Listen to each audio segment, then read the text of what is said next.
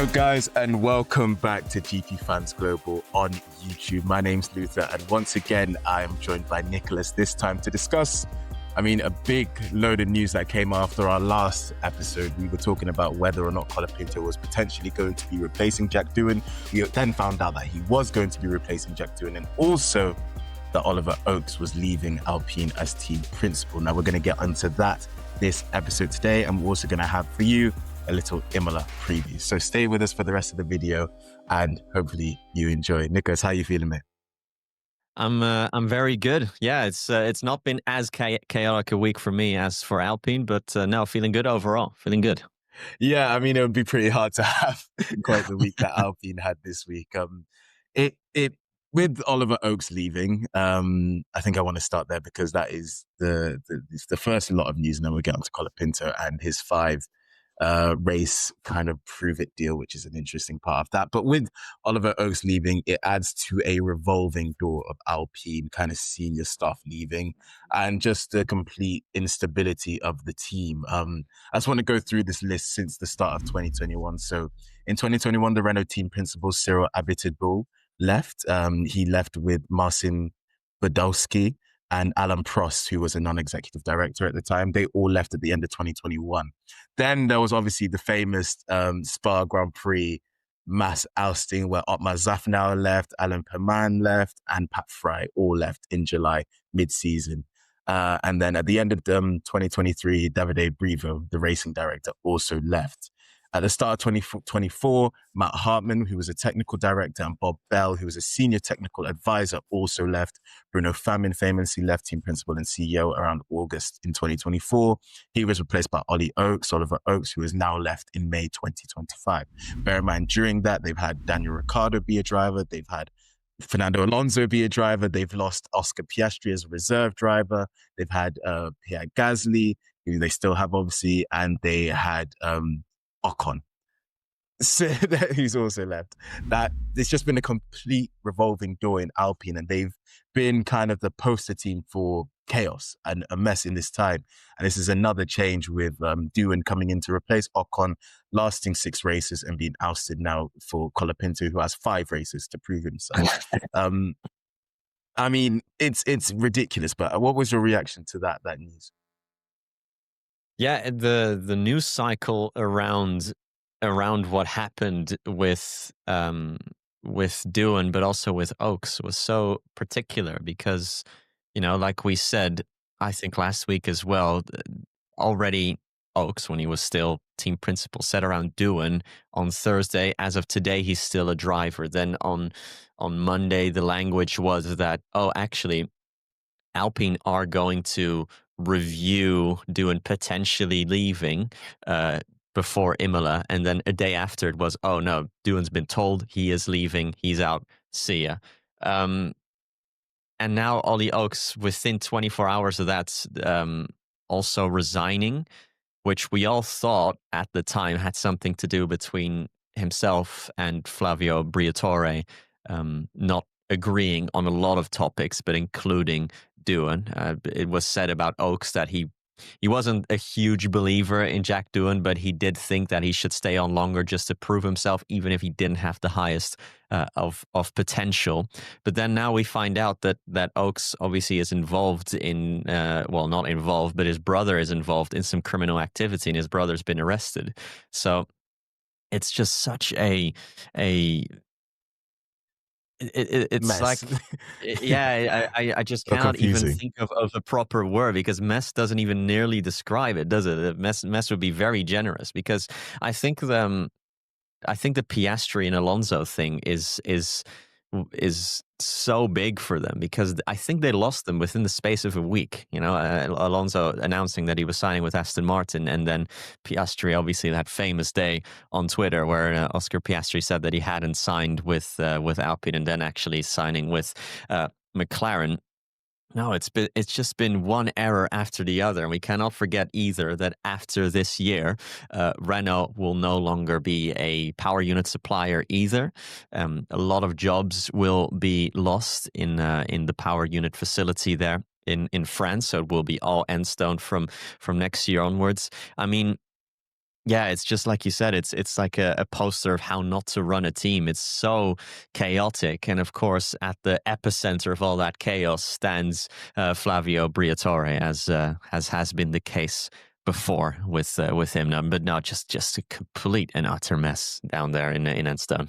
Yeah, I mean, that's the thing with Flavio and Oliver Oakes during his time as the team principal for Alpine. I do feel like he was particularly quite often answering questions that towards Yeah, decisions that he didn't necessarily make.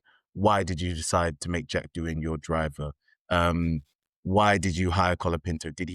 Was he really the person that wanted to hire Colapinto? Was it Briatore? Why has Doohan got this 6 race prove deal? Why is Doohan leaving when it seems like potentially it wasn't necessarily his decision? He was almost like it felt like an early era Helmut Marko, Christian Horner before Horner really did have the power that he has now. When Horner really just seemed to be the person that was the face, but Marko and other senior people at Red Bull were the ones actually making decisions. And Horner was repeatedly having to answer the questions for those people. It felt like yeah. that to me, which was that was entirely my thought at first, was why I thought he had left. I genuinely thought he's just tired of, this was his final straw. This was it. He was like, you know what? I think, not that I think Doohan's going to be amazing, but I think he deserves more than 6 races to prove himself. Final And straw after 10 months, by the way, is pretty impressive. That must mean that the work atmosphere is not great. I don't imagine it is, to be honest with you. It's a lot of pressure. And I mean, Briatore obviously has led the team to, what is it, 4 championships, 2 with Schumacher and 2 with Alonso. So he knows what it takes to compete at the top of the sport. But he now has a lot of senior personnel that Oaks brought in. Do they keep their jobs even away from the engine cuts? Like, do those people that Oaks has brought in to work his way keep their jobs with Oaks leaving? That adds another element of it.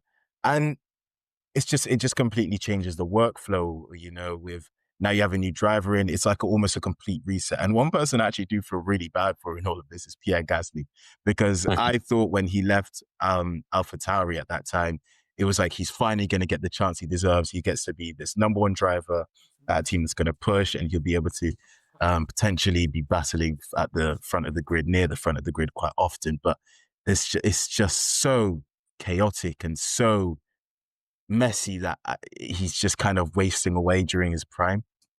Yeah, and we cannot forget with Oaks either. Oaks has been championed as a potential successor for Christian Horner at Red Bull.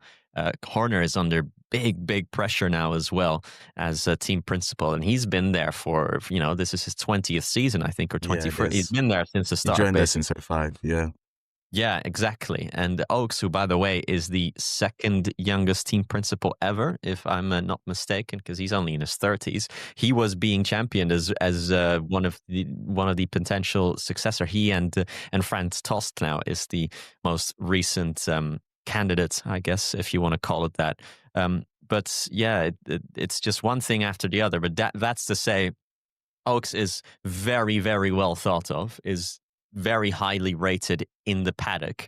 And he also said that what's happened this year, Oaks, not said in the media, but has kind of inferred that what's happened this year with the whole Colapinto hanging over Jack Doohan, that has kind of undone a lot of the progress that the team's made in the last calendar year. So Alpine, remember, at the start of last season, were rubbish. I mean, there's no two terrible. ways about it. They were Yeah, absolutely rubbish. At the end of the year, they were consistently, Brazil aside, where they got a double podium, obviously, but Brazil aside, they were one of the, if not the best midfield teams.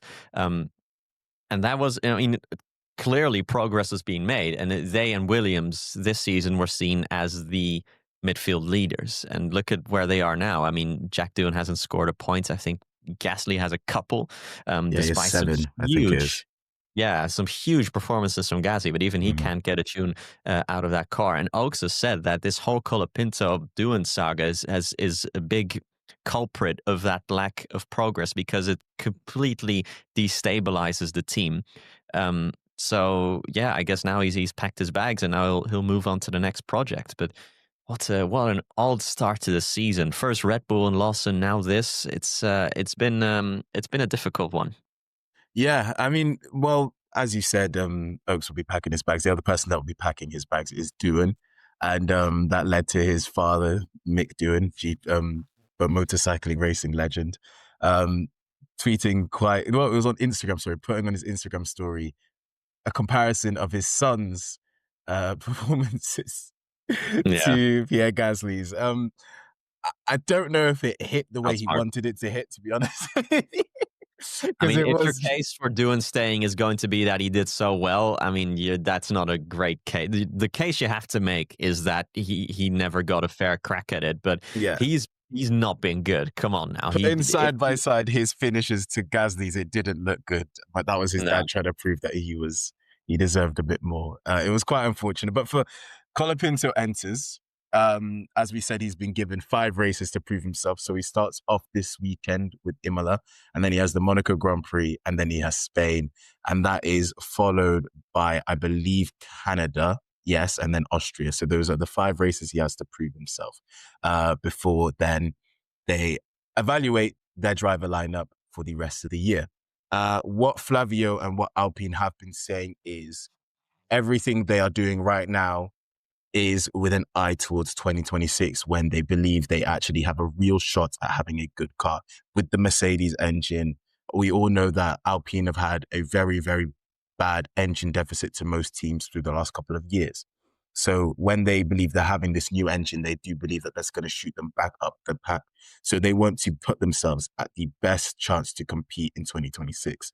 So by evaluating Doohan, which they've done the last 6 races, and then evaluating Colapinto, which they're going to do over the next 5 races, they believe they can then have the best possible driver lineup for next season, which is crazy. Imagine if that then just becomes their thing. They're going to evaluate him, and this season really is just about finding out who you want to partner Gasly with next season. And that means, I don't know, you see Doohan replace Colapinto again, and then at some point, Colapinto replace Doohan. For me, I'm not sure how well that will work. I think a driver does need to get a rhythm in a car, and if you're if you switch out, if you give him 5 races to prove yourself, we saw Colapinto last season. He was driving like someone that was trying to prove himself. So at the start, it was fast, it was fun, it was cool, but he made mistakes because of that, because he was pushing too hard. There's something that you get from the safety of having a seat that helps you perform a lot better. And I don't know if they're optimizing their drivers in giving them 5 races or 6 races to prove themselves. I hope they have good car insurance down at Alpine, because I think there are going to be 1 or 2 write-offs in the next couple of races. Now, I mean, Colapinto's clearly quick, but he has really, really racked up the crashes at Williams last season. I mean, we can't forget that in the so-called Destructors Championship, I mean, 3 of the top 4 drivers last season were Williams drivers. So Sargent, Albon, and Colapinto, despite Sargent and Colapinto having half a season each, they were both like I think 4 or 5 million apiece in terms of how much damage they'd done to the car. And that is one of the best ways to sort of stunt your progress, is to constantly destroy cars, so you force the people back at the factory to produce new or even older spec cars to bolt back onto it. Now, Colapinto, for me, it's a strange one because, like you said, last season, I think he overdrove as he did because he had to prove that he had a future in Formula One. And now you're kind of teeing him up to do the same. I think what Renault are doing here with giving him a leash of 5 races is that he is primed to, drive on the limit and then over the limit again. And I would not be surprised in the slightest if we see at least 2 or 3 crashes, whether be it in free practice, quali, or the race. But Colapinto is aggressive. He definitely doesn't shirk a move or an overtaking opportunity if it's there, even if it's not there, which is great for the neutral. But it must also, if you're a mechanic more than engineer down at Alpine, it must give you a couple of sleepless nights as well.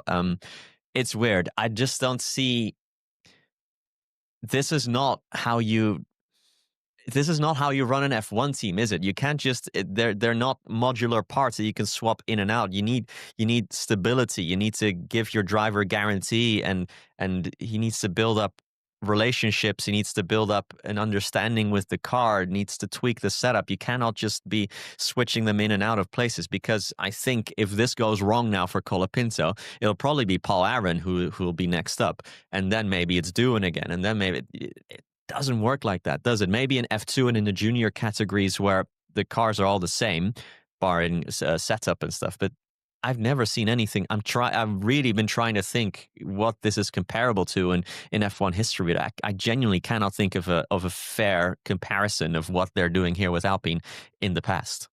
Yeah, I mean, Paul Aaron had a very good season in F2 last year, so he definitely could be the one, the shadow now just following behind Colapinto, the same way Colapinto was behind Doohan.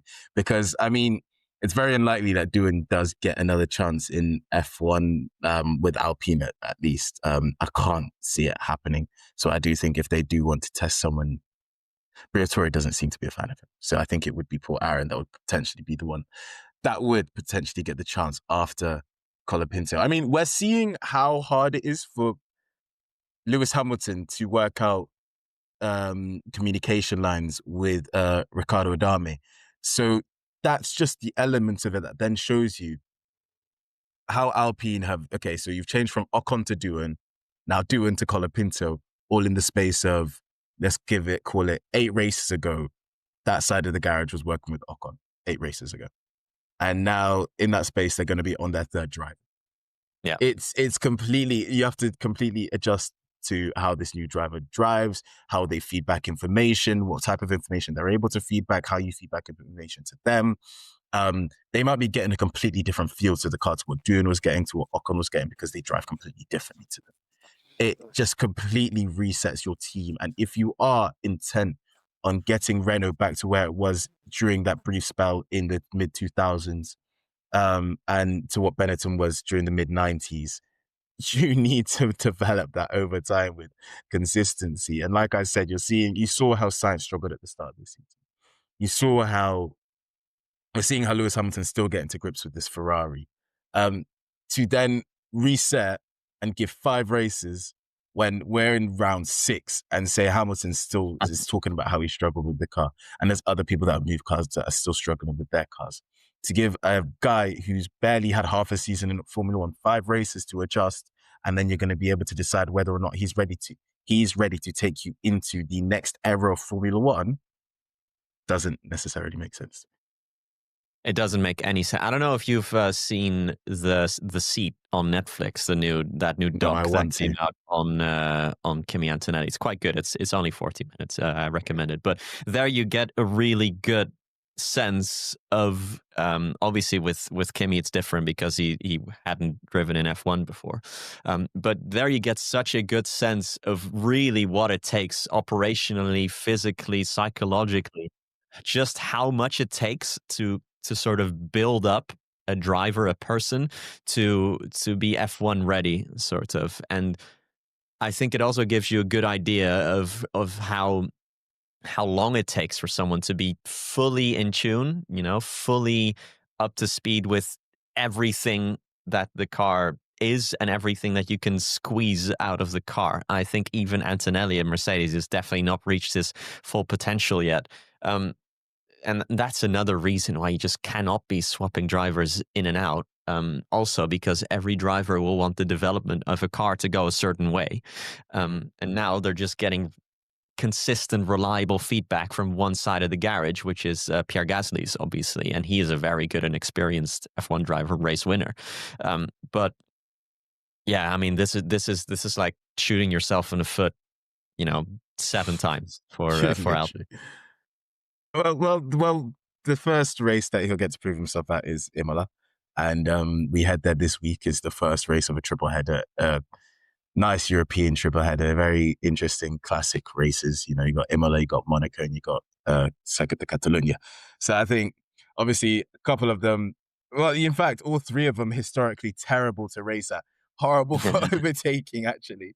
That's the truth of it. But the triple header does end with a very interesting point, which is the flexi win technical directive change. And a lot of teams are hoping that that is going to be a reset for the grid. People are speculating that it might reduce McLaren's dominance. I'm not entirely sure. And I do believe if McLaren have proven anything, they're going to prove that they have something ready to adjust if they need it at that point. Ferrari are one of the teams clinging onto it. Red Bull are one of the teams clinging onto it. But I want to start with Ferrari because last time we were on the track, it was quite an embarrassing weekend for Ferrari in terms of performance and in terms of radio messaging. It wasn't the best. They are bringing some upgrades this weekend to the Grand Prix. They're bringing small upgrades this weekend and to Monaco. But this is the first race where, if anything, you cannot, and I repeat, cannot have a repeat of Miami, especially in the Grand Prix. That whilst people do believe Monza might be the proper home Grand Prix, this is closer to Maranello than Monza. So it really is the one that Ferrari need to pull out something at. Yeah, and this is the first sort of inflection points of the season because this is the race. Normally it was Spain, but this is the race where everyone has their first big upgrade package because we're back in Europe and we're a quarter of the way into the season. Let's see how that goes. You know, Red Bull are championing this as their big upgrade package weekend. Ferrari are doing the same. A lot of teams are doing it. So let's see how that actually translates. We've seen a lot of times that the correlation between the simulator and the wind tunnel doesn't always translate onto the track. So let's see how each team does that. I think actually last year Ferrari developed their car quite nicely towards the end of the season. So let's see how this one goes for them. And like you said, the Spain technical directive thing is what everyone also in the media, I think, are kind of hanging their hat on because, you know, McLaren are running away with it so much at the moment. They are just completely dominating right now. We just kind of need something to even the playing field a little bit. Yeah, McLaren are like you said, one of the teams that are seen to seem to be at a disadvantage the most with this technical directive because they have massively flexing wings. But Mercedes are the other one, and Alpine are the other one that are being said are the most reliant on the currently flexing wings. Yeah, I hope for Alpine that they've got a plan ready because this could get pretty ugly there pretty quickly otherwise. But yeah, I think that is what I'll be looking most at this weekend at Imola is how all those upgrade packages for every team is going to translate on track. We know with Red Bull, for example, that one of their biggest problems in the last year is that correlation that I just mentioned between wind tunnel sim and actually going out on track. They are complaining a lot about this. You know, your Dr. Marcos are complaining a lot about this, that the car on a track and the car in a wind tunnel and the car in the sim are three completely different entities, and that's why they're struggling to make progress. So that's what I'll be looking out for most this weekend is how Ferrari and Red Bull, more than any other team, compare and contrast to McLaren compared to what we saw in Miami, which was complete shock and awe and complete domination. Yeah, I mean, Red Bull's wind tunnel is ancient. Like, it's ancient. They have a new one that's in development at the moment. And I think that is something that people didn't acknowledge, how with that old wind tunnel that they say is temperature sensitive, it's very affected by the temperature actually of the day. That affects the results that you get. You put the car in there on a cold day, it'll completely be different to put the car in there on a warm day. And that's what Red Bull are working with. So then when you add in the fact that they then had the wind tunnel time reduced because they were constantly winning, and then they had the wind tunnel time reduced as a punishment for being over the spending cap, that has led to Red Bull's kind of downfall in development over the course of the several years. And now they have third place wind tunnel time. They might not necessarily be getting the results they want, but they have more time to kind of correlate and work out what results are correct from they get from the wind tunnel. So yeah, no, I agree. I will be interested to see how they react with their upgrades, how their car performs if Max Verstappen's a bit happier on the track. I feel like I haven't heard him be happy in a race setting in a very long time. I think I want to see how Ferrari do, but one team I'm very, very interested in seeing how they do is Williams. I want to see if their performance continues. I want to see how they do at this track, a bit of a different track to Miami. I'm very curious to see if their performance is something that becomes consistent. If they are consistently, how close are they really to Ferrari? Was that a bad weekend for Ferrari, or are Williams right there with them now? That's one thing that really I do want to see. And yeah, just how any other teams that bring upgrades is the midfield pack switching. Alpine, sometimes you have weekends where, like in Bahrain, where they looked good, and then you have weekends where they look completely off the pace. Is this another weekend where they look good? Can they be up there with Williams? We've seen that on certain tracks they can be, on certain tracks they're nowhere to be found. So yeah, I think that's another one that would be interesting. I'm kind of annoyed that you didn't get to see how good Gasly would have been in Jeddah, because I do believe he could have been good because he qualified quite well there. But yeah, that's what I'll be looking out for in Imola. And then that heads into the Monaco Grand Prix, which will be Monaco. It'll be all about Saturday, won't it? That's all about. It will definitely be Monaco. Yeah, I mean, it's kind of it's one of the best qualifying sessions of the year, and then it's the worst race of the year. That's what Monaco is year in year out. You got to give and take it. You got to take you take the positives out of Monaco, and the kind of the discourse that is always the same in Monaco weekend. It will come. What should we change? How do we fix the Monaco? Well, now this year they have changed it, right? Or is that for next year? No, it is for this year. Mandatory two-stop. But I'm so interested to see if because when we're talking about teams have to stop twice now in Monaco, so not just once but twice. I'm so interested to see how teams will interpret this, because Bernie Collins said this on one of the Sky broadcasts, right? Like, why wouldn't you stop on lap 1 and lap 2, do a really long stint on the hards, and just catch everyone back up because you can't overtake anyway, and just drive, the remaining 68 laps or whatever it is on the hards and overtake them when the rest is pitting? Why wouldn't you do that if you're a backmarker? So I'm interested to see if there actually are some kind of limits to how far you can push this, or if we can see some really rogue strategy in Monaco. That would make it interesting, to be fair. Well, that's all the previewing for this weekend's Emilia Romagna Grand Prix. Then from myself and from Luther, we thank you so much for watching, and hopefully see you again next time. See ya.